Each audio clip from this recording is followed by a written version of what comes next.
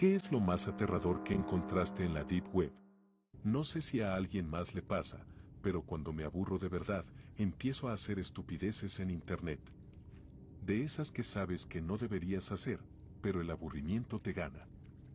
Esto fue hace unos años, y por alguna razón decidí que quería meterme a ver qué había en la Deep Web. No lo hice por morbo ni por querer sentirme experto en computadoras, solo, no sé, pura curiosidad. Instalé lo necesario, configuré todo más o menos como había leído en unos foros y empecé a buscar enlaces. La mayoría eran páginas rotas, mercados vacíos o sitios con apariencia vieja que no servían para nada. Estuve un buen rato dando vueltas sin ver nada demasiado interesante. Pero de pronto encontré un link en un foro medio abandonado. No decía mucho, solo el abismo, sala de chat, con una advertencia que sonaba a chiste, entra bajo tu propio riesgo. Y yo, con cero sentido común, entré. La página era negra, solo había un recuadro de chat en el centro y una lista de usuarios conectados a un costado. No había imágenes, ni iconos, ni ningún diseño bonito. Solo texto plano. Pero los nombres de los usuarios ya eran raros. Había gente conectada con nombres como Simpiel33, Madre de Moscas, Invitado 666, Observador, Vacío vacío vacío. Cosas así. Pensé que era parte del juego, como esas salas tipo creepypasta para asustar, así que escribí un hola. Nadie respondió al principio. Pero después de unos segundos, alguien escribió, ¿sabes por qué estás aquí? Yo puse, solo estoy explorando. Estoy aburrido. Otro usuario respondió, siempre dicen eso. Y ahí fue cuando empecé a sentir algo raro. Como que no estaban hablando en general, sino directo conmigo. Otro escribió, ¿qué estás dispuesto a entregar? Yo respondí con sarcasmo, depende de lo que reciba a cambio jajaja. Después de eso, todos empezaron a escribir al mismo tiempo. No eran mensajes largos, más bien frases sueltas. Pero todas demasiado personales. Cosas como, ¿has pensado en rendirte, cierto? Le mentiste a tu mejor amigo anoche. Miras el techo a las 3:42 de la madrugada. No voy a mentir, ya estaba bastante incómodo. Porque no sé si era paranoia o qué, pero esas frases no eran genéricas. Algunas eran verdad. Muy verdad. Cerré el navegador. Lo apagué. Me dije a mí mismo que era coincidencia, que era un bot bien programado, o gente adivinando, pero cuando volví a prender la computadora más tarde, la página seguía abierta. Aunque la había cerrado. Y había un nuevo mensaje en el chat, huir no cambia lo que eres. Apagué todo de nuevo. Esta vez desenchufé la computadora. Estaba con el corazón a mil. Y lo peor fue que esa noche, a las 3:42 exactas, me desperté. No por un sueño ni por un ruido. Solo abrí los ojos, y me quedé mirando el techo. Exactamente como decía uno de los mensajes. Nunca más volví a meterme a ese chat. Ni a navegar por la Deep Web. No sé si fue casualidad, si alguien estaba jugando conmigo o si simplemente mi cabeza me traicionó. Pero desde entonces, cuando alguien me dice que la Deep Web solo es un montón de estafas, yo pienso en ese chat, y en esa sensación de estar siendo observado sin entender por quién. Nunca más quise saber si esa página seguía existiendo. Lo que viví ahí ya fue suficiente. Si te está gustando, suscríbete. Yo no soy de meterme mucho en cosas turbias. Nunca he sido de los que buscan páginas raras o videos extraños por curiosidad, pero hubo una época en la que estuve muy metido en foros, leyendo historias sobre la Deep Web. Ya sabes, esa parte de Internet que no sale en Google, donde supuestamente se encuentra lo peor de lo peor. Y un día, por idiota, se me ocurrió buscar algo estúpido, los nombres de mis padres. No sé qué se me pasó por la cabeza. No estaba buscando nada en específico, simplemente quise ver si había algo relacionado con ellos. Tal vez una foto vieja, algún documento filtrado, no sé, era más por juego. Lo juro, no esperaba encontrar absolutamente nada, pero encontré algo. Al principio, solo aparecieron cosas sin sentido.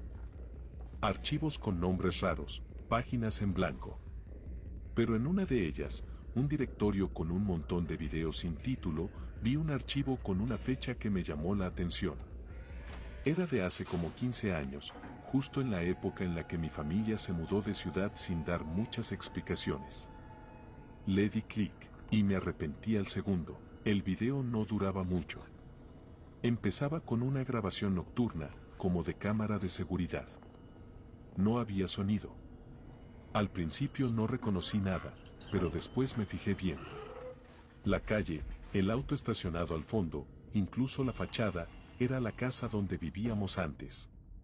Donde nací, aparece un coche. Bajan 3 personas. Una de ellas, era mi mamá.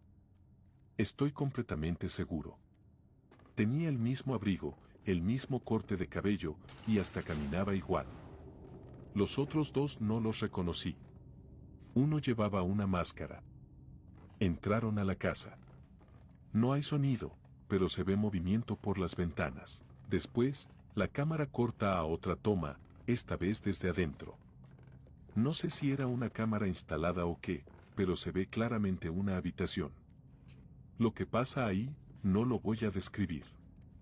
Solo diré que es algo que me dejó helado. No porque fuera violento o sangriento, sino por lo que implicaba. Porque parecía que mi mamá estaba participando, como si supiera lo que estaba haciendo. Como si fuera parte de eso. Apagué el video antes de que terminara. No pude seguir viendo. Cerré todo, desconecté la computadora y me quedé sentado sin saber qué hacer. Fue como si todo lo que pensaba que conocía sobre mi familia acabara de tambalearse. Me pregunté si era un montaje, si era un error, si estaba alucinando. Pasé días sin poder dormir bien. Cada vez que veía a mi mamá, me sentía como si estuviera frente a una desconocida. Tenía miedo de preguntar, de buscar más, de confirmar si era cierto. Porque si lo era, todo cambiaría para siempre. Con el tiempo, traté de olvidarlo. De convencerme de que había sido una coincidencia, que no era ella.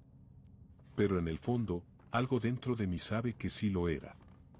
Y cada vez que alguien menciona cosas raras que vio en la Deep Web, yo solo me quedo callado, porque una cosa es ver algo horrible. Pero otra muy distinta es ver a alguien que ama siendo parte de eso. Siguiente historia. Yo sé que mucha gente exagera cuando habla de la Deep Web. Que si rituales, que si gente extraña, que si videos malditos. Y sí, hay muchas cosas falsas o infladas por el morbo, pero a mí me pasó algo que todavía no sé cómo explicar del todo. No es que me haya traumado para siempre, pero sí me dejó tocado por un buen rato. Todo empezó con un simple juego. Había leído en un foro sobre un juego supuestamente escondido en la Deep Web. Decían que no tenía nombre oficial, que era difícil de encontrar y que algunos le llamaban simplemente el juego de los ojos porque tenía un símbolo raro al principio, como un ojo con una cruz en el centro. Decían que lo habían bajado por curiosidad y que era extraño, incómodo, y que después de jugarlo, algunas cosas raras empezaban a pasar. Muchos lo tomaban como una historia inventada, pero otros juraban que era real. Yo no sé en qué momento me convencí de buscarlo, pero me metí de lleno. Navegué un rato por enlaces rotos hasta que di con una carpeta comprimida. El archivo se llamaba mírame-una-vez. Me pareció ridículo, pero lo bajé igual. Lo analicé con antivirus, con paranoia, todo bien aparentemente. Lo descomprimí y adentro solo había un ejecutable y un archivo de texto que decía, no sigas si no estás solo. Pensé que era parte del show. Una advertencia para hacerlo más interesante. Ejecuté el juego. No tenía menú, ni pantalla de carga, ni nada. Solo empezó. La primera escena era un pasillo blanco, silencioso. Sin música, sin efectos. Caminabas y no pasaba nada. De vez en cuando aparecían puertas, pero si intentabas abrirlas no podías. Yo pensé que era una especie de simulador de caminata mal hecho, tipo esos proyectos indie raros. Después de un rato, la pantalla se oscureció y apareció un mensaje, hasta donde puedes mirar sin parpadear. Luego empezaron a salir imágenes. No eran sangrientas ni perturbadoras en el sentido típico. Eran fotos borrosas, algunas de personas en lugares abandonados, otras eran de rostros mirando directo a la cámara. Pero lo raro era que, entre esas imágenes, empezaron a aparecer fotos mías. Al principio creí que era una coincidencia.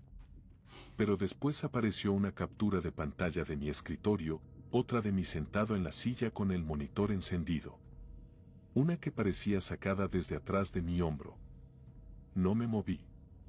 Me quedé quieto viendo eso, sin saber cómo reaccionar. Cerré el juego de golpe, revisé toda la casa, como si alguien pudiera estar escondido. No había nada. Me metí en el archivo del juego para ver si había algo más. En la carpeta temporal del sistema encontré un archivo de texto nuevo. Solo decía, ya sé dónde estás. Lo borré todo. Archivos, registros, hasta formateé el disco. Vendí esa computadora después. Me dio cosa volver a usarla. Durante semanas tuve la sensación de que alguien me estaba mirando. No era paranoia normal.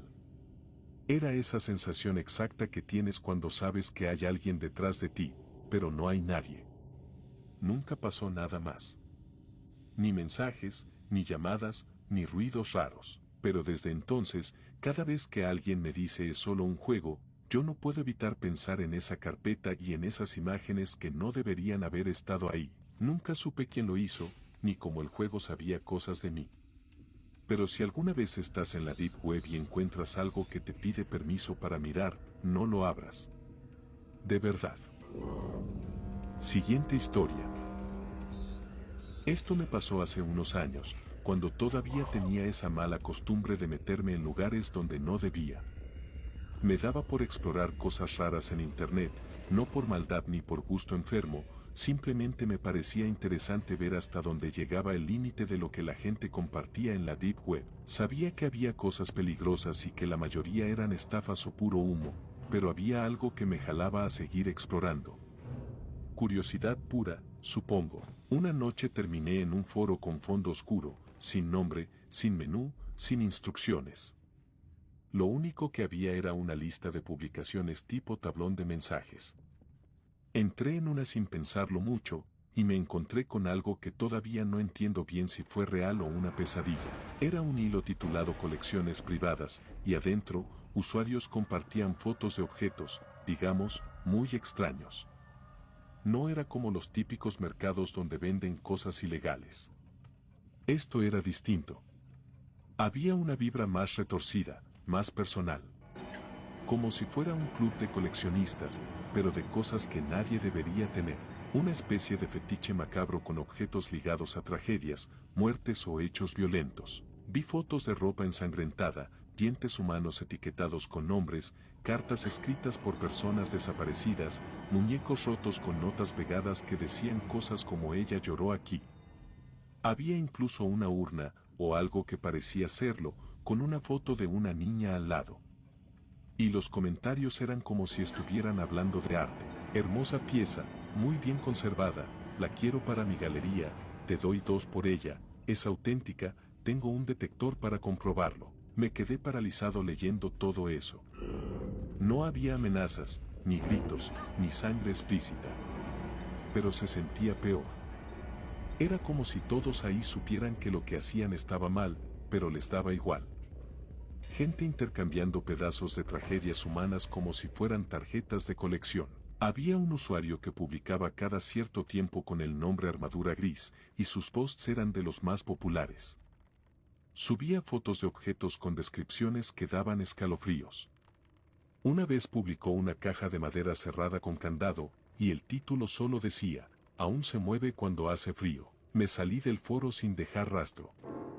Nunca comenté, nunca descargué nada. Solo estuve mirando, y con eso fue suficiente. Esa noche no dormí bien. Y las siguientes tampoco. Me preguntaba si alguien me había visto ahí dentro, si sabían que yo había estado husmeando. Empecé a cerrar bien todas las puertas, a mirar por las ventanas sin razón, a sentirme incómodo en mi propia casa. No volví a entrar a ese foro ni a buscar cosas parecidas. No porque me asustara lo que vi, sino porque entendí que hay gente real ahí afuera, con gustos reales y perturbadores, que hacen cosas horribles sin necesidad de gritarlo. Lo hacen callados, en comunidad, como si fuera algo normal. Eso es lo que más miedo da. Y desde entonces, entendí que hay partes de la Deep Web que no están hechas para ser vistas por gente como yo. No porque no se pueda, sino porque no estás preparado para lo que vas a encontrar. Siguiente historia. La primera vez que escuché sobre la Deep Web fue en 10º grado, gracias a un chico de mi clase bastante raro y metido en cosas turbias, vamos a llamarlo Eli. Nos sentábamos juntos en la clase de inglés, y teníamos una profesora nueva que no era muy buena controlando al grupo, así que los últimos 20 minutos de cada clase, básicamente nos dejaba hacer lo que quisiéramos. Un montón de alumnos se juntaban alrededor del escritorio de Eli para ver cómo navegaba por Silk Road y otras páginas raras que encontraba. No era nada como cosas ilegales con menores ni nada así, pero sí venta de sustancias, supuestos sicarios y otras cosas que no eran precisamente normales. A mí me daba mala espina, así que prefería no mirar mucho, pero escuchaba lo que pasaba, y sí, era turbio. En algún momento, Eli decidió encargar algo desde uno de esos sitios. Como todavía estábamos en la secundaria, todos vivíamos con nuestros padres, así que él pensó en pedir una sustancia alucinógena y mandarla a su cabaña familiar, subir un fin de semana, recoger el paquete y esconderlo en su armario. Escribió la dirección, arregló los detalles con el vendedor y esperó. Subió a la cabaña el fin de semana siguiente, y todos estábamos ansiosos por saber cómo le había ido. Cuando volvió, corrimos a preguntarle si había funcionado. Nos dijo que no había llegado nada y que estaba súper enojado porque ya había pagado. Se quejó con el tipo que le vendía y el vendedor fue bastante comprensivo, le dijo que le enviaría otro paquete, más grande incluso. Eli fue otra vez a la cabaña el siguiente fin de semana. Nada, el vendedor se disculpó de nuevo y prometió enviar uno más. Y tampoco llegó. Ahí Eli se cansó. Supuso que lo habían estafado y que el tipo solo quería sacarle dinero. Abandonó la idea de la Deep Web y listo. Pasaron unos meses. Eli volvió a la cabaña con su familia para un fin de semana largo y organizaron una cena con todos los vecinos del complejo de cabañas. Mientras andaba socializando, escuchó a unos señores mayores diciendo que iban a ir con la policía. Les preguntó por qué, y le contaron. Habían estado recibiendo envíos semanales de paquetes sospechosos por error, y ya estaban hartos. Ahí fue cuando se dio cuenta, Eli había escrito mal la dirección al hacer el pedido, y el vendedor, que realmente se había sentido culpable, había estado enviando cada vez más paquetes, al lugar equivocado. Eli quedó tan asustado por todo eso que dejó todo ese rollo, se alejó por completo de la Deep Web, y ahora le está yendo bastante bien en su vida. La verdad, me alegra por él. Siguiente historia. No me pasó a mí, sino a mi papá. No sé si entra estrictamente en lo que se considera Deep Web, pero definitivamente fue algo oscuro, y fue en Internet. Mi papá trabaja en algo que se llama Name Generation. Básicamente, lo contratan reclutadores por proyecto para que se haga pasar por otra persona y llame a empresas con estructuras jerárquicas confidenciales, generalmente con sueldos de más de $250,000, para que le revelen toda la estructura interna de la compañía. No puedo decir exactamente qué les dice, es parte de su secreto profesional. Esto sirve para robar empleados, obtener información interna o quién sabe para qué más. Para hacerlo necesita investigar mucho sobre las industrias, que suelen ser banca de inversión, desarrollo de videojuegos, recursos humanos en aseguradoras, ese tipo de perfiles. Un día, un cliente sin nombre le pidió que averiguara cómo estaba organizada una empresa de contratistas militares, mercenarios, básicamente, que había trabajado para Estados Unidos en Irak y Afganistán durante las guerras recientes. Era un pedido raro, pero estábamos en plena recesión económica, y trabajo era trabajo. Así que aceptó, y ahí fue cuando empezó a meterse en lugares bastante extraños. Llamadas a estaciones militares en Afganistán para hablar con mandos del ejército, sitios web rarísimos, y cosas peores. En una de esas, terminó entrando a una página escrita casi toda en árabe. Era un sitio radical, con llamados a la yihad y convocatorias armadas. Toda esa búsqueda, mezclada con algunos clics accidentales en páginas con contenido extremista, terminó llevando a algo que todavía nos da escalofríos. De la nada, le apareció un mensaje en la pantalla, en texto simple, que decía: "Ah, con que esto es lo que haces en tu tiempo libre". No había nadie más en casa. Él estaba solo, sentado en su escritorio cuando el mensaje apareció. Obviamente se asustó muchísimo, cerró la laptop de golpe y me llamó al instante, porque yo soy más entendido en tecnología, para preguntarme qué podía haber pasado. Y yo, sinceramente, me quedé en blanco. Nunca supe cómo explicárselo. Desde ese día, nunca más aceptó ningún trabajo relacionado con el complejo militar industrial.